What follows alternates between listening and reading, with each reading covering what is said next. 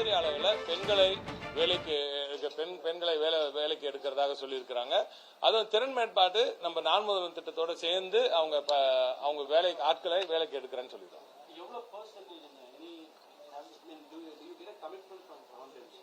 See, we would like to see at least a good 90%, because as you've seen in Tata Electronics and other places.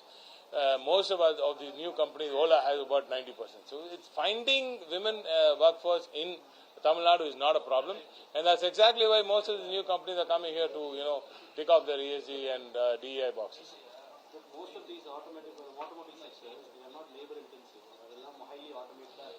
இல்ல இப்போ நீங்க சொல்ற உண்மைதான். பலது highly ஆட்டோமேட்டட்னா அதற்கேற்ப திறன் வாய்ந்த வேலைவாய்ப்புகள். ஸோ உங்களுக்கு தெரியும். ஸோ ஹைலி ஆட்டோமேட்டட் சொல்றீங்க. ஹைலி ஆட்டோமேட்டட்னா ஹை அண்ட் எக்யூப்மெண்ட், அதை மெயின்டைன் பண்றதுக்கு ஹை அண்ட் ஜாப்ஸ் தான் வரும். புரியுதா உங்களுக்கு? இல்ல அதுக்கேற்ற மாதிரி நான் முதல்வன் மாடியூல் ஏதாவது மாத்திருக்கீங்க?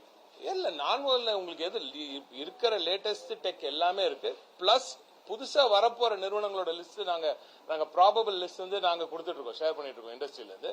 அதற்கேற்ப திறன் மேம்பாடு பண்ணிட்டு இருக்காங்க. ஸோ அந்த இன்ட்ராக்ஷன் இருக்கிறதுனாலதான் மிகப்பெரிய ஒரு பிளஸ்ஸே நமக்கு.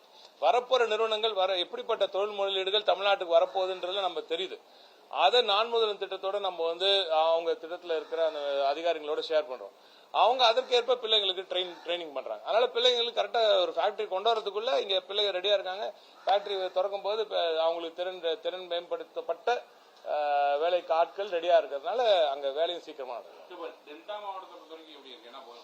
டெல்டா மாவட்டத்துக்கு இப்பதான் மாண்புமிகு தமிழ்நாடு முதலமைச்சர் அவர்கள் ஒரு பெரிய சிப்காட் அறிவிச்சிருக்கிறாரு. மிகப்பெரிய உணவு அதாவது அக்ரோ பேஸ்ட் இண்டஸ்ட்ரீஸும் சேர்த்து ஒரு ட்ரை பண்ணிட்டு இருக்கோம்.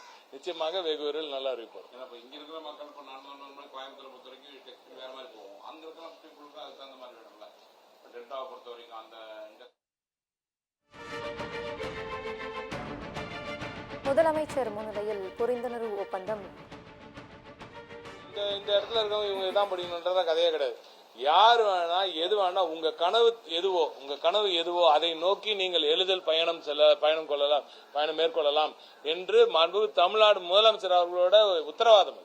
ஆனால் நீங்க எந்த பிள்ளை வேணா நான் இன்னைக்கு ஒரு ஆஸ்திரனாட்டா ஆகணும்னு சொன்னா அதுக்கேற்ப ஒரு சில திட்டங்கள் இருக்கு. அதுல நம்ம மாடியூல்ஸ் எல்லாம் இருக்கு. அந்த மாடியூல்ஸ் அவங்க படிக்கலாம். அதனால நீங்க அதை நான் ஆஸ்ட்ரோன்னு சொல்றதுனால சொல்லிட்டு ஸ்பேஸ் டெக்ல நிறைய வருது. இப்ப நம்ம சவுத்ல உங்களுக்கு நல்லா தெரியும், புதிய ராக்கெட் உற்பத்தி தொழிற்சாலைகள்லாம் வருவதற்கான மிகப்பெரிய வாய்ப்புகள்லாம் இருக்கு. அதை நோக்கி நம்ம பிள்ளைங்க படிக்கட்டும். அதை படிக்க வைக்கிறது இந்த அரசாங்கத்தோட வேலை. அதுதான் மாண்புமிகு முதலமைச்சர் அவர்கள் சிறப்பாக செஞ்சுட்டு இருக்காங்க.